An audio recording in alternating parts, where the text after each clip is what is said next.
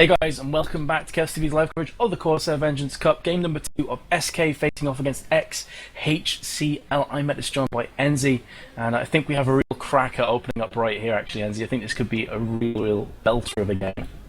Yeah, absolutely. Two great team compositions and two great teams battling out in the last 16 of the Corsair Vengeance Cup. And apparently, F-Lord was saying that he wanted Ari. Aww. Didn't get him. Or her. At least in saying you wanted Jarvan, gutted. With the bands, should just switch over, you know? Should just switch things up. So yeah, I mean... Bass saying he should have gave me Jarvan. I'm like the world's worst Jarvan player ever. No, really, I'm the worst. awful. I'm the worst. Okay, we're both terrible, fair enough.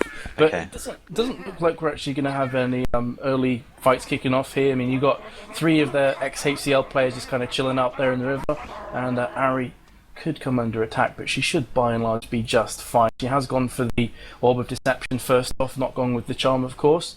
And Orb of Deception, I mean, you play a lot of Ari NZ, definitely try and max that one out first, right? Yeah, absolutely. But she did actually undergo a nerf. I mean, her mana is quite a problem without that blue buff. You can't just spam away the Q like you could when she was first released, which of course is a bad thing. But well, it's a bad thing when you're playing her, but when you're playing against her, it's a very good thing because she is so annoying. Obviously, she's got that charm as well. If she can land that, could do a lot of damage. But we look like they could be interrupting this golem fence. Yeah, they kind of went over that, caused a bit of problems, and basically really came to nothing. And I'm just getting some information here that I believe alternate F-Lord is subbing in for Candy Panda. So obviously that's the reason why Candy Panda isn't playing at the moment. He's actually going to go mid, so the sub's going to go in mid. Ocelot picking up the Cogmore, going bot for the AD carry. Quite interesting here, Enzi. Do you think this is actually going to work to the detriment? Obviously having subs in could potentially kind of ruin some of that team kind of fighting and communication and such, or do you think by and large this isn't going to affect them even a tiny bit? I'm not sure. We're just going to have to see how it plays out. Obviously, Ocelot is a great player. He should be able to play any role whatsoever. So I think, you know, maybe he just wanted to switch it up, go bot for a bit. But what kind of confuses me is that he's gone boots and pots when he's got Soraka with him. So maybe, I don't know, maybe an AP Shaco? But I've got to admit, AP Shaco? What am I on about? Shaco isn't even playing. I was like, AP Shaco, alright, chill out. I was reading a Facebook post and it said AP Shaco and it's kind of stuck in my head. Yeah, but either way, I mean, oh god. You know, I haven't seen Ocelot, and D-Man was commented on this before, that he hasn't seen Ocelot play bot in Tony game for like a year. So that kind of gives you an indication of maybe this isn't the greatest of decisions. Having said that though, he's going to open up here onto Ashe, could potentially be a kill going down, and they haven't actually popped heal from either of these two players, so both of them just trying to kind of play a game of chicken there, seeing who pops the heal first. But neither of them refused that. Neither of them backed down, basically. Udyr, in the meantime, was thinking about potential gank at top lane, deciding not to do that. Soraka coming under heavy attack once again, is underneath that tower. Ashe and Janna, very, very aggressive. Every game we've seen so far, early game Cogmore's been getting pummeled here, Enzi. Yeah, absolutely. You know, Cogmore's early game isn't very strong, but late game he really excels. That's what Cogmore's really about, is his late game. That's what Ocelot is going to be playing for, is his late game. So he just needs to, you know, just ride the waves and just literally just farm up, and get ready for that late game. On the other hand, in mid there was a flash burn. I can't remember who. I think it was Nautilus. Actually, he flashed in Dredge line, but Kennen did get away. I think he used flash as well. So I think 2 flashes gone from both teams. Indeed, both flashes used, Nautilus and Kennen both still on the cooldown. Of course, in that mid you are going to have the sub alternate F-Lord coming in here with the Kennen pick against Ari. Ari, of course, is very good at ganking actually. She's got such great maneuverability with that ultimate that you'll probably see her darting backwards and forwards from time to time. Whereas Kennen, of course, has that lightning rush, and his ultimate, that slicing maelstrom, is so good in team fights. We saw that actually in the previous matchup between MYM and Navi as well. They had the Kennen and Cassiopeia, and for the first half of the game worked really well for them, but kind of fell off towards the end. Either way, let's have a look at the creep score here. You can have Cogmore on 24, Ashe on 22, so Cogmore's definitely keeping up here. Ocelot doing a nice job on that AD carry. Let's look at mid. Kennen has picked up 24 creep score to Ari's 30, and at top lane, where not too much has happened so far, Lee Sin has bagged himself 22 creep score to Jax's 39, but have a quick look at this as here comes Nautilus, gonna pop the Riptide, the counter-strike comes out, stuns both of those players, and here comes Nautilus once again. But of course the great thing about Jax is he can just leap back to those minions. In the meantime though, Udyr is going to take it upon himself to push up top. Not entirely sure about this idea as he is being heavily hurt. He does however have that red buff. Riptide once again, and Kennen's coming up as well, going to pop that lightning rush. Surely will be first blood here, indeed it will from Jax, with the assist coming in with Kennen and Udyr. A huge play at top lane, and it just goes to show how quickly they reacted there, Enzy, because they had the mid, the jungle and top all working in unison to pick up that first blood. Great stuff from SK. Absolutely great communication from the SK side. You know, they were all pinpoint in position, they were ready to go in, and you know, it was a very nice play from them. You know, 2 assists and a kill for SK already. They are going to be put ahead nearly 1k already, and that is quite a big lead considering it's 6 minutes. So 2 assists, 1 kill, great stuff coming out from SK right there. Definitely, and after we were asking, you know, will it make any difference towards SK's gameplay having a sub in mid, the answer is a resounding no, as he just basically set that kill up for them. So pretty quickly putting those doubts to rest is alternate F-Lord, and either way, now going to see this bot lane once again bumping heads, Kog'Maw and Ashe. Ashe actually has the level advantage over Kog'Maw at the moment, and you've pretty much seen the entirety of this game so far. Ashe and Janna have just been pushing that bot lane so hard, and that's going to allow the likes of an Udyr to come down and gank quite often actually. Udyr opting though to pull back towards that mid. They have nice ward coverage there. Udyr just about to pass over a ward, and they're basically going to see if Nautilus ever tries to gank mid from the Wraith side. Of course, it's such a fundamental ward as that ends. You're going to see that in pretty much every single top team. They're going to put that ward down every time. Yeah, it also allows the vision towards Wraiths. You know, Kennen does push that lane, he can quickly see, okay, is the jungler there? Are the Wraiths up?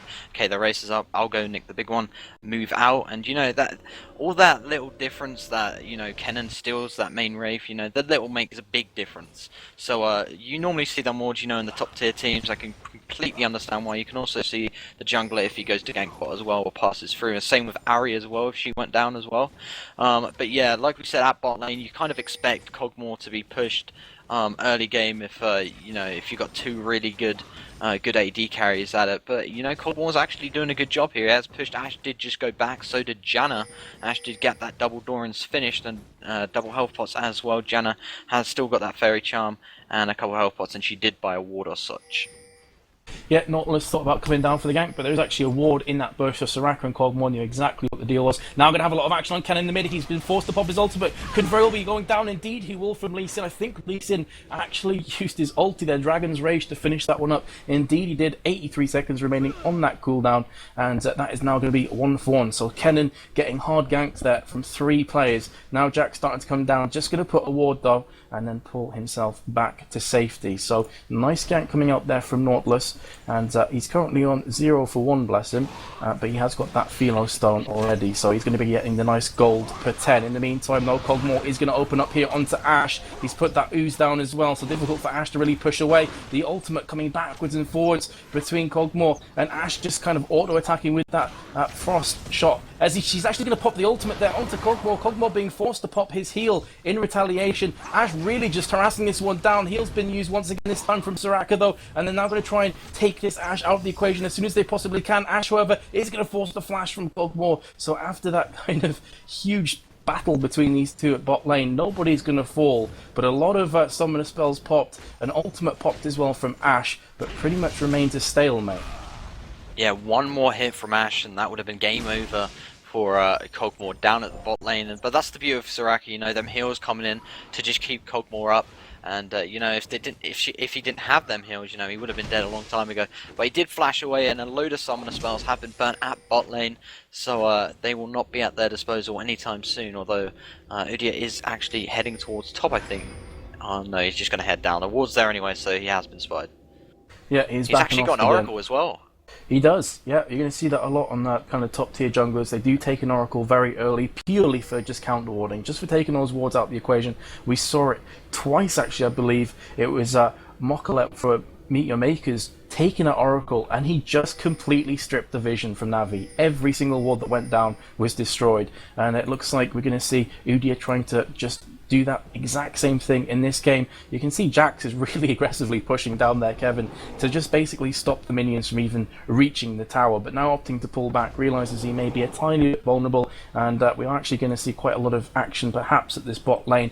Ahri and also Nautilus kind of walking side by side. Here comes, there's actually 3 skill shots missing there as Kennen manages to dart backwards and forwards between Ahri. This time he's going to get hit though from the Orb of Deception, but Ahri is in all kinds of troubles here. She has 5 players starting to move in on her position, pincer movement, as you're going to have that ooze coming down once again from Kog'Maw. Kennen flashing through with the ultimate as well, but beautiful Monsoon coming up from Janna, pushing him away out of the fray of the team fight, but I fear it's not going to be enough to actually save them. Janna with a nice Howling Gale as well, doing everything she possibly could. What a charm that was from Jax! Very nearly saving Janna, but Kennen will come around that corner, picking that kill up as well. And SK's team are just way too good, but you have to give an honourable mention to Janna there. She did everything she possibly could, but it wasn't enough. 3 for 1 down, and a free dragon for SK as well. Yeah, she did everything she could in her power to try and stop that one. You know, she did push Kennen back, so a lot of the damage was subsided, but I think Kennen is actually going on towards Ahri, but I think Ahri should be able to get away. The good thing about Ahri, you know, she can kind of just run and gun. She's kind of one of them champions, run and gun, you know, just run back, hit the charm, spin around, do some damage, and do the Q as well. So that's a good thing about Ahri, but she wouldn't get a kill. They did just get the dragon, SK did, so they're going to be a bit ahead on gold as well, and Udyr could actually get caught out here. No, they're on the same team. What am I on about? They could get caught from his own team. That would be embarrassing. It's getting late. But yeah, I mean, Udyr is just going to pull back. He still has the Oracle, of course, going to be coming down here. Pink Ward has gone down in this brush, but it's going to be taken down very, very shortly from this Udyr. So that's 125 gold wasted. I guess he did get 25 gold back, though, from destroying the ward. So 100 gold wasted, we'll just call it that. But yeah, Udyr still has that Oracle. He wasn't taken down in the previous fight, and of course to a certain degree as well, Enzi. I mean, you want to take the guy up with the Oracle, and when it's a character like Udyr who's very difficult to catch up with, very, very tanky once he's getting some of his basic items and that turtle form as well, it's kind of difficult to really focus down the right player, because part of you wants to get rid of the Oracle, part of you wants to get rid of Kog'Maw, and then you've got Kennen to worry about as well. So it's just multiple decisions to make in a split second here from exHCL. Yeah, like last game, I think I called him the Usain Bolt of League of Legends. Udyr was just running around like crazy, and they were so determined to try and get the kill on him. I think he had an Oracle as well, and in the meantime they just took Baron. So you got a lot of decisions, you know, open what you want to do. But you know, if both teams have an Oracle, I don't think they're going to worry as much. Sorry, that Ashe fired an arrow from bot lane and it literally missed Kennen by a millimeter. If that had landed, Kennen would have been dead for sure, because Ahri stood right there waiting. Nice attempt, but not quite landing there. And Lee Sin must be feeling pretty good right now. He has taken that top tower down, but Jax is still a level above him. So Lee Sin on 87 creep score, has Riddle's Lantern, also has the longsword with a Doran's Blade and Boots of Speed, but Jax has already finished the Hex Tech Gunblade. Wow. Ouch. Not good for Lee Sin. Not at all. So Jax is currently on 3-0, and he's the type of champion, he gets fed, he can absolutely dominate a whole team on his own, and he's doing just that right now. 3-0, Hextech already got the boots as well, and the pot. I think they are actually pinging away on mid. I think they're going to have a double gank on towards Ahri, but obviously she has got that ultimate at her disposal as well. But she doesn't have much mana. That's the downside right now, but she is managing to pull back there. Also has a ward in this bush, so she's going to know what's about to come in there. It's going to be Udyr, but not able to really do too much. Lee Sin in the meantime is going to come into heavy attack there from Jax at top lane. Has an Ignite ticking down, but with that safeguard he's going to escape, no problems whatsoever, putting that shield on himself. But this will leave Blue very vulnerable. Probably going to pick this one up as Udyr. Big team fight at bot lane though. Kog'Maw's coming under heavy attack from Nautilus. Could be a kill on the card as Ashe finally finishes off Ocelot there. So trying to bring that Kog'Maw down to their level. Kennen in the meantime was thinking about an engage, just instead using that lightning rush to get through back to Soraka and the safe haven of the bush. So 2-4 right now in favour of SK still, but if they keep trying to focus out Kog'Maw, it's definitely going to work to their advantage. Absolutely, you do not want Kog'Maw to have a good late game. If you do, I pretty much go to say that it's pretty much game over. I mean, Kog'Maw late game is just so strong. We saw it so much in IPL 4 as well, and I think there is a fight actually at bot lane. Yeah, it has already kicked off as you're going to see Nautilus getting dropped there, kind of thinking about tower diving Ashe and Janna. Ashe has absolutely no mana, so there's no way that there's too much that she can do in regards to volleys. Also, her ultimate is on cooldown. But Kennen opting not to bother too hard on the tower dive at the moment. He does have that red buff, but only level 11. And to be honest, you don't want to tower dive 2 players at level 11 on your own. And it's really quite difficult to gauge here what Kennen's going to try and do. In fact, he's answered my question for me. He's going to recall and go and buy up. So there you go. Let's have a look at his items. Let's have a quick look, see what he's going to buy up here. He has the Hextech Revolver. He's already finished off the Abyssal Scepter, of course. When he pops that ultimate, is going to be doing great work for him because, of course, the Abyssal Scepter reduces the magic resist of nearby enemy champions by 20. So he's going to be hitting even harder than before. And he's now going to push back to that mid lane. In the meantime, though, Nautilus is going to go and take this opportunity to use Riptide, try and farm up some minions at that top. Currently on 59 creep score, 0 for 3, so really not working out too great for him, especially when you consider that Udi at 0-0-3 with 92 creep score at the moment, has Heart of Gold and the Mercury Treads. Kennen could be falling here from Ari, had the Ignite on him. Sorry, I just switched over to see that happening, and Udia has came in to try and support his teammate. But, I mean, Ezzy, this is still very close, 2-5, fairly even gold score in the sense that it's only 3k right now after 16 minutes, which is easily doable to bring that one back with a couple dragons, and 1-1 on towers. So this really is anybody's game still.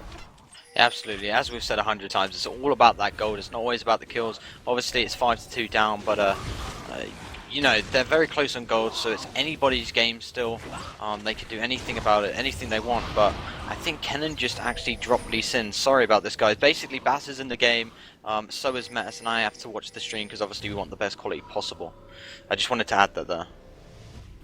Yep, that is definitely true, and I have to start to feel sorry for Ash here. Surely she is about to get absolutely face rolled from Jax. Jax is incoming. Which one will pick up the kill? That was basically the question, not if Ash was going to die, just simply who was going to do the killing, and it will be Cogmorch, of course, is going to be nice there as he moves himself to a 1-1-1. Has the I think he's going to be building up Zeal, more than likely finishing that off into Phantom Dancer. How much gold does he actually have in his back pocket? 1,200 gold. So he'll be able to go ahead and buy up Zeal if he so chooses. I think they're going to be taking this dragon down beforehand, though, as it has just spawned recently. So Udi is going to go and tank that one for the rest of his team.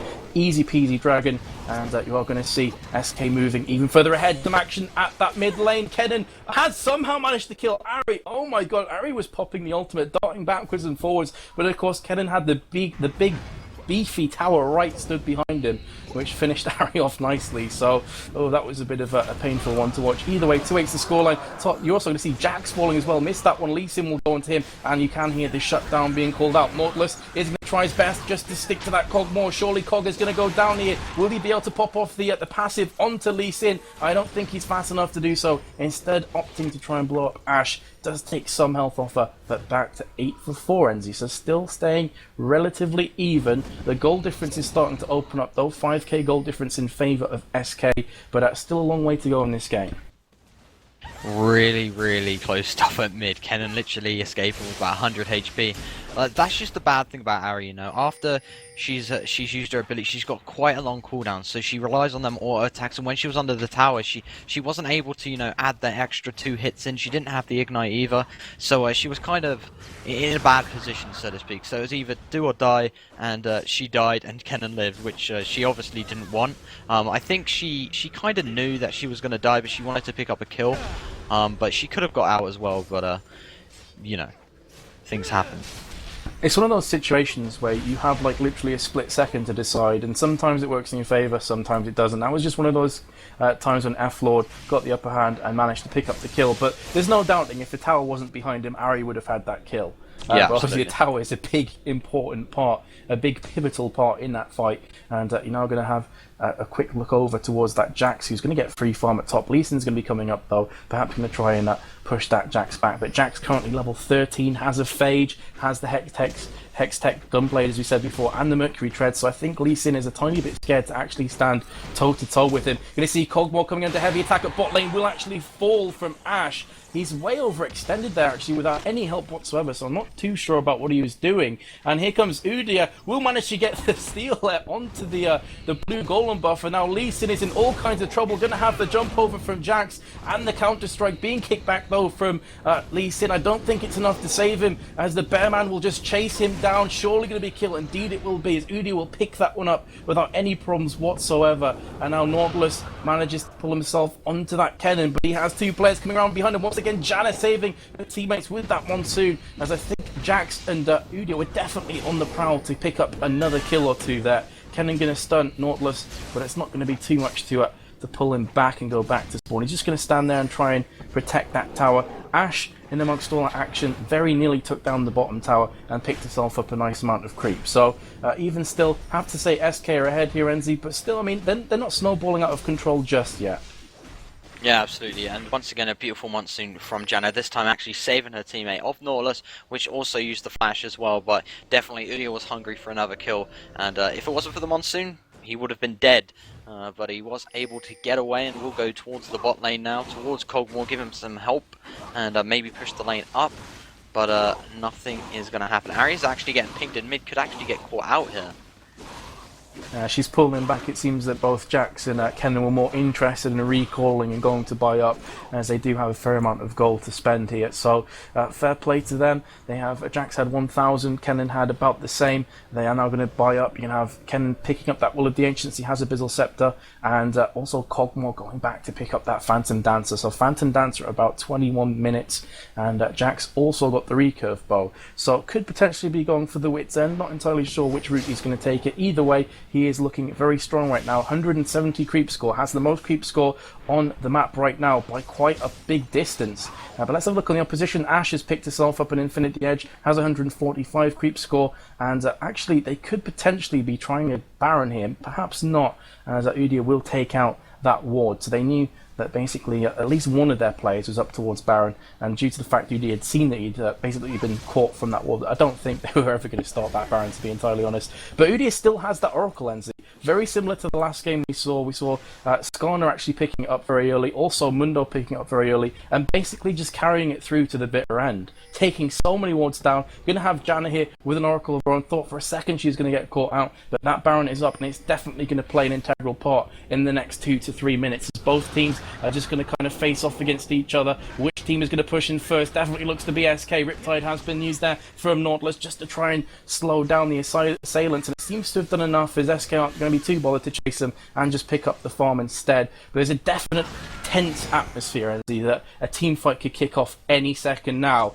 And as I'm speaking, Baron has been started now from SK. Udia taking point, going to be taking the brunt of that damage with Turtle Form engaged. Ken, in the meantime, is just going to try and harass the rest of the opposition away from that Baron, do as much as he possibly can. It seems that, SK have realised, let's just push in instead. Here we go, huge team fight kicking off. Kennen's going to pop the ultimate, but by and large fairly useless. Kog'Maw's going to pick up one. Kennen and Jax are going to pick up that second, and now we're going to see SK steamroll over exHCL. Going to try their best to pull back. Ashe has also been crippled, and the last remaining player is Janna, but for how long? Probably not too long. Here comes Jax, the absolute monster, is going to counter-strike that Janna. Nice exhaust usage, nice Howling Gale as well. That could actually be Jax going down. In fact, it won't be. Jax will pick up the kill, but definitely once again a heroic effort coming out from Janna. That's going to be a free Baron, and this is starting to look a bit precarious at best for exHCL.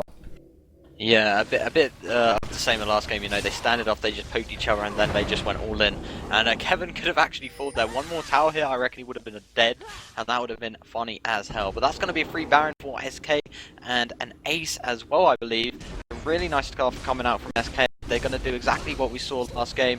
Is they're going to control the lanes, they're going to be pushing them lanes, they're going to try to get the super minions in, then they can keep pushing the other lanes, and while they're splitting up, trying to get rid of them super minions, they can get the other two inhibitors, and then they can just push and snowball this one and win it.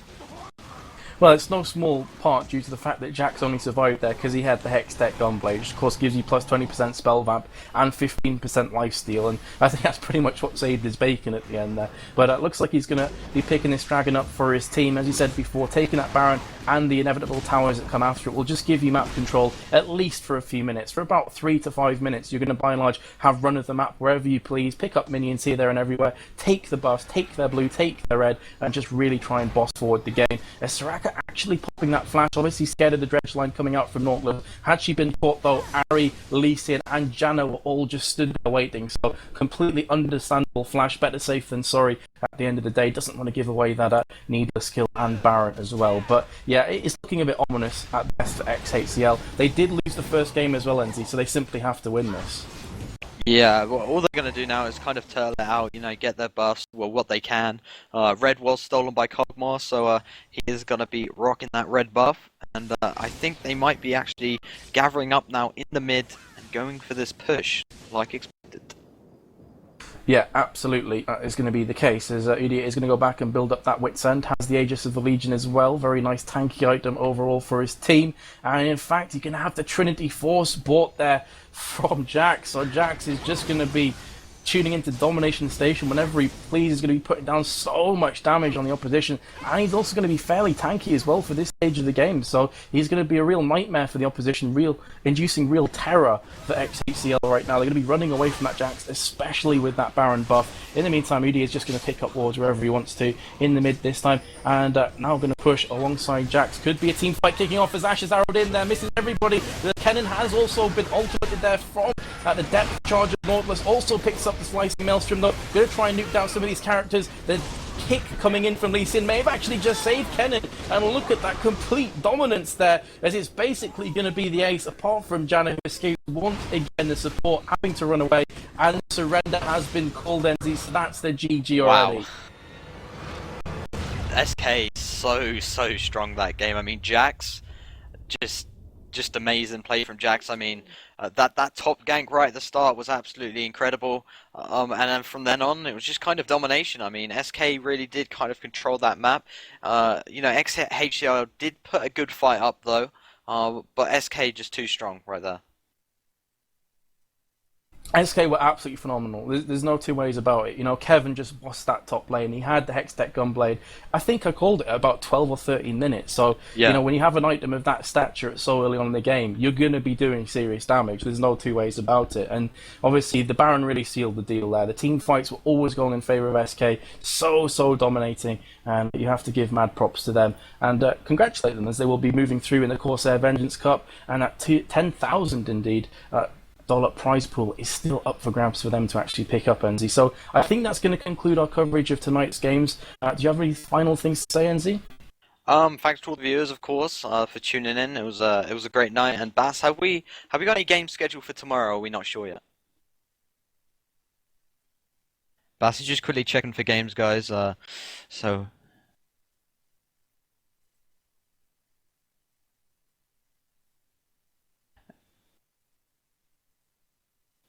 Okay. Alright guys, at 8 GMT we're going to see Absolute Legends face off against WinFact. That is sure to be a very good game indeed. Like we said, Vince, this is the last 16, these are the playoff stages. This is where we see some really nice games, some really nice teams really showing their ability to play League of Legends and going for that all-important prize purse. But yeah, that has concluded the coverage for tonight, guys. Hope you've enjoyed it. We are Chaos TV. You can like us on Facebook, just to keep all the updates and when we go live, facebook.com/Chaos TV. And yeah, I think that's about it, Vince. Yeah, if you have just joined us as well, guys, you can basically catch up on all of the VODs. We upload them onto www.youtube.com/Chaos Contingency. So if you do want to see how the previous matches of MYM Meet Your Makers against Navi played out, you can feel free to go ahead and visit there. They should be uploaded either later on today or early tomorrow. So yeah, thanks a lot for watching, guys. Hope you've enjoyed the coverage, and we have more CVC coming up this week. Stay tuned, and peace. See you later.